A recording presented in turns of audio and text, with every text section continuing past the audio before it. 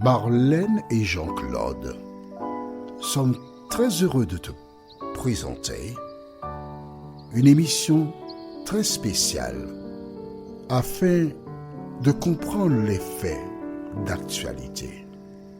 Merci pour ta fidélité. Oh là là, quel bonheur de te retrouver. Quel bonheur, quelle joie. Parce que tu progresses dans la connaissance de la vérité. Aujourd'hui, notre thème est Malheur à la terre. La référence se trouve dans Apocalypse chapitre 12, les versets 10 à 12. Apocalypse 12, les versets 10 à 12. Avant d'aborder ce thème important, prions. Notre Seigneur et notre Dieu, nous sommes encore là parce que nous avons faim et soif de la parole. Merci parce que tu nous diriges encore vers de verts pâturages et des eaux paisibles. Tandis que nous avançons avec toi, Seigneur. Cet esprit, merci de continuer de nous éclairer afin que nous arrivions à bon port, parce que c'est toi qui es le capitaine de notre vie. Merci de nous avoir entendus et exaucés, nous t'avons prié. Au nom de Jésus et pour ta gloire éternelle. Amen. Rappelle-toi, au cas où certaines personnes arrivent pour la première fois, nous allons lire à partir du verset 7. L'étude que nous avons effectuée précédemment, le thème était guerre au ciel. Celle d'aujourd'hui, c'est malheur à la terre. Pourquoi? Je lis dans Apocalypse 12, versets 7 à 9, ce qui suit. Et il y eut guerre dans le ciel. Michel et ses anges combattirent contre le dragon, et le dragon et ses anges combattirent. Mais ils ne furent pas les plus forts, et leur place ne fut plus trouvée dans le ciel. Et il fut précipité, le grand dragon, le serpent ancien, appelé le diable, et Satan, celui qui séduit toute la terre.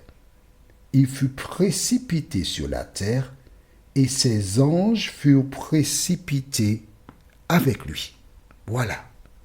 Satan a des anges. Dieu a des anges. Il y a eu la guerre au ciel. Il n'a que un tiers des anges. Mais en dehors du fait qu'il n'est que un tiers, Dieu ayant deux tiers, mais Dieu est omnipotent. Dieu est omniscient. Et j'ai expliqué que Dieu n'a pas détruit Satan pour une raison toute simple. Parce que s'il l'avait fait, les autres anges auraient eu peur de lui, le serviraient avec crainte. Mais en lui laissant le temps, les autres anges ont vu le caractère de Satan. Et ils savent maintenant que Dieu est juste et bon. D'accord? Alors, il fut précipité sur la terre. Arrivé sur la terre, il a voulu continuer la guerre contre Dieu. Le Seigneur ayant créé des humains, il s'est acharné sur les humains pour leur faire du tort et par ce bien espérer atteindre Dieu. Et nous sommes là, comme Ève et Adam, avec la possibilité de choisir. Soit nous choisissons l'Éternel pour vivre pour lui, ou soit nous laissons le diable nous tromper et nous partons à la dérive. Que s'est-il passé après? Maintenant, nous lisons dans Apocalypse chapitre 12, les versets 10 à 12. Apocalypse 12, les versets 10 à 12. Tu as trouvé? Et j'entendis dans le ciel une voix forte qui disait, « Maintenant, le salut est arrivé et la puissance et le règne de notre Dieu et l'autorité de son Christ, car il a été précipité, l'accusateur de nos frères, celui qui les accusait devant notre Dieu jour et nuit. L'un des noms de Satan, c'est l'accusateur. Son rôle consiste justement, comme indique le verbe, accuser, rendre des gens responsables, détruire. Aujourd'hui, dans des communautés religieuses, tu rencontres des personnes qui sont là et elles font exactement l'œuvre de Satan. Elles accusent, elles portent des accusations, elles racontent des choses, elles font du tort aux gens, elles détruisent des vies, elles détruisent des familles par leur langue, les accusateurs. L'enfant de Dieu, celle ou celui qui a été racheté, dont le nom est inscrit dans le livre de vie, il ne fait pas partie des accusateurs. Parce que Dieu l'a appelé pour apporter une bonne nouvelle. Quel exemple pour prouver ce que je dis? D'accord. Un jour, Nathan fut envoyé par l'Éternel vers David. David, c'est un homme qui avait vu une belle femme qui se baignait. Un soir, il l'a désirée, il a été vers elle, elle était enceinte, et l'époux étant sur le champ de bataille, il a cherché à donner à celui-ci la paternité, mais il n'a pas été chez lui.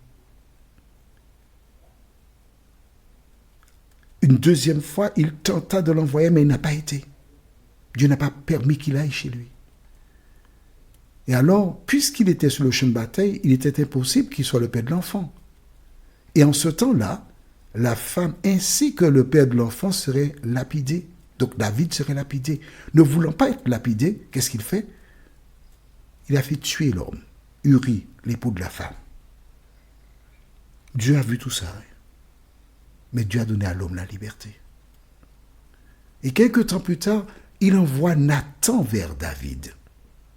Et à travers une métaphore, une illustration, Nathan lui montre que ce qu'il a fait n'était pas bien du tout.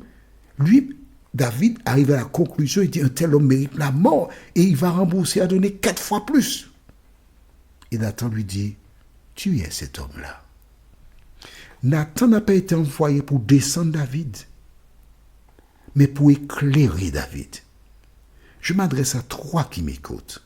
Si tu es dans une communauté quelconque et tu cherches à détruire des gens, sache que tu es un accusateur au même titre que Satan. C'est bon? Bien, nous continuons. Verset 11. Ils l'ont vécu à cause du sang de l'agneau et à cause de la parole de leur témoignage. Et ils n'ont pas aimé leur vie jusqu'à craindre la mort. C'est pourquoi, réjouissez-vous, cieux, et vous qui habitez dans les cieux. Malheur à la terre et à la mer, car le diable est descendu vers vous, animé d'une grande colère, sachant qu'il a peu de temps. En clair, le jugement de Dieu est déjà prononcé sur Satan. Il sait qu'il lui reste peu de temps. C'est pourquoi la Bible déclare « malheur à la terre et à la mer ». Parce que le diable est descendu vers vous, animé d'une grande colère. Aujourd'hui, différents faits divers sont là pour nous rappeler que l'ennemi règne en maître sur cette terre. Il sait qu'il lui reste peu de temps, mais il cherche à enrôler un maximum de femmes et d'hommes qui seront perdus forcément. Et ces personnes deviennent ses lieutenants et travaillent à temps plein pour lui. Mais ce qu'il y a de triste, c'est qu'un certain nombre de personnes qui se trouvent dans des communautés religieuses, beaucoup même, œuvrent pour détruire celles et ceux qui essaient de marcher avec Jésus. Du reste, au livre de Matthieu, ce n'était pas prévu, mais quand le Saint-Esprit me donne quelque chose, eh bien, je n'ai pas le choix, je suis obligé. On va aller au livre de Matthieu, chapitre 24. Matthieu 24. Et je vais lire quelque chose, nous allons lire. Cherche Matthieu 24. Matthieu, chapitre 24.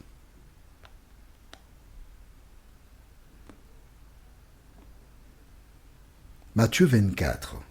Il existe deux types de personnes dans des communautés religieuses. Et j'ai eu l'occasion de dire à quelqu'un qui se prénomme Evelyne, sache que tu ne vas pas au paradis, mais tu vas là où se trouve l'ennemi. Pourquoi?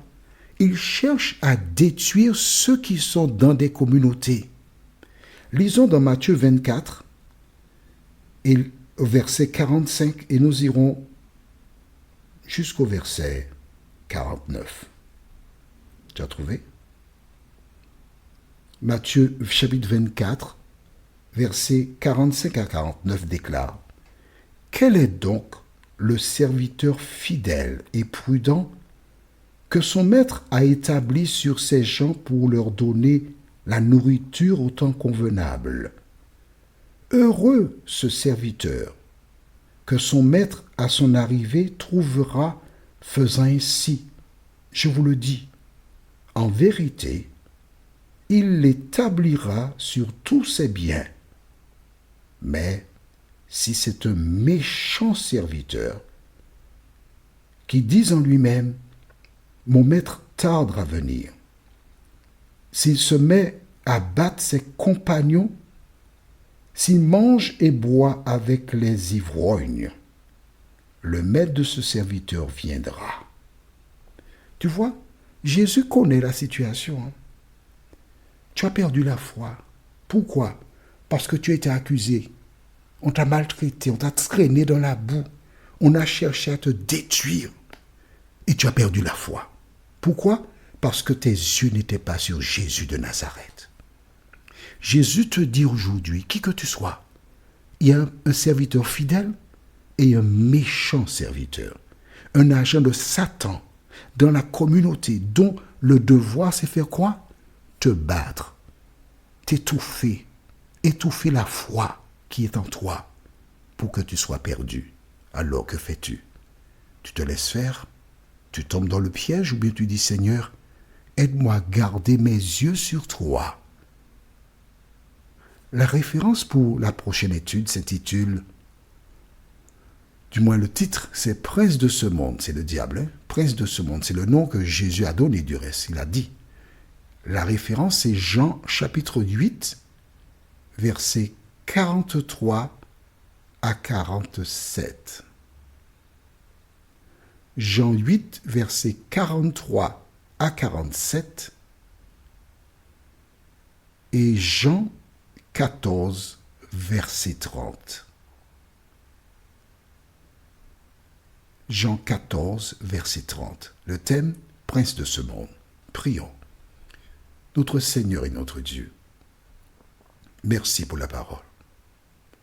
Merci parce que certains de tes enfants qui avaient perdu la foi, qui sont tombés, aujourd'hui, en lisant la Bible, la parole, leur foi a été ranimée. Donne les aider à lire la parole régulièrement, sans moi. Car la Bible a été écrite pour notre instruction, à nous qui sommes parvenus à la fin des temps. Merci Seigneur pour la parole. Merci cet esprit de conserver cette dernière bien vivante en nous, nous t'en prions. Au nom de Jésus pour ta gloire éternelle. Amen. Que l'Éternel continue de te bénir et il me tarde de te retrouver. Nous sommes parvenus au terme de notre réflexion. Si d'aventure tu as une question, il te suffit d'envoyer un message par le biais de WhatsApp au numéro suivant, plus 596 696 88 93 93. Et alors, Jean-Claude, moi, je me ferai un réel plaisir de répondre à ta question.